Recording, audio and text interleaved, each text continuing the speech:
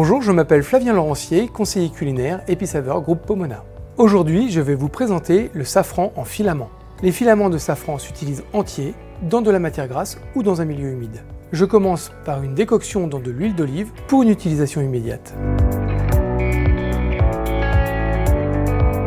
Je cuis ma dorade et à la fin de la cuisson, je l'arrose avec un peu d'huile safranée. Je dresse mon filet de dorade royal sur mon boulgour aux petits légumes méditerranéens. Je termine ma présentation avec une chips de lard, une tuile à l'encre de sèche, le rappel de mes petits légumes méditerranéens, quelques cresses, un peu d'huile safranée et quelques filaments de safran.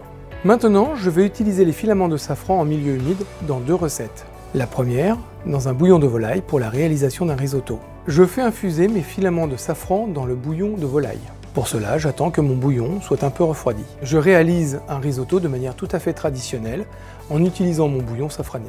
Une fois mon risotto cuit, j'incorpore du manchego râpé. Au moment du dressage, je rajoute quelques cubes de foie gras en bloc. Je dépose une chips de lard, quelques cresses et quelques filaments de safran.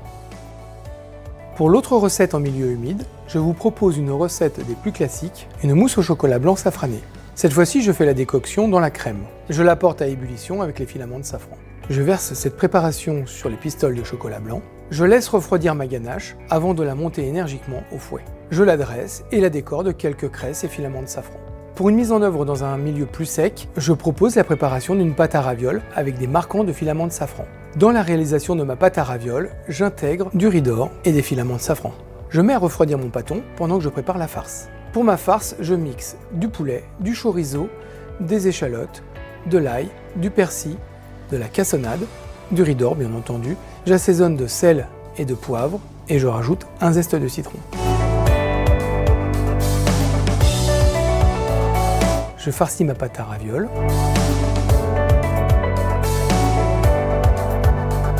Je cuis mes raviolis dans un bouillon de volaille après les avoir laissés reposer. Je les fais dorer dans une poêle avec un peu de beurre noisette. Je dresse mes ravioles et je les arrose de bouillon chaud.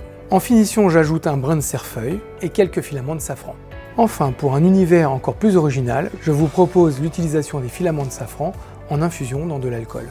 Pour cela, je réalise un rhum arrangé. Je commence par mélanger du miel avec une partie du rhum. J'y ajoute des quartiers de poire pelés, une gousse de vanille fendue, mes filaments de safran, et je complète mon bocal avec le rhum.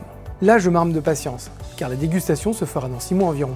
J'utilise ce rhum arrangé pour faire un sirop dans lequel je ponche mes babas. Une dernière touche de rhum en pipette, juste avant l'envoi.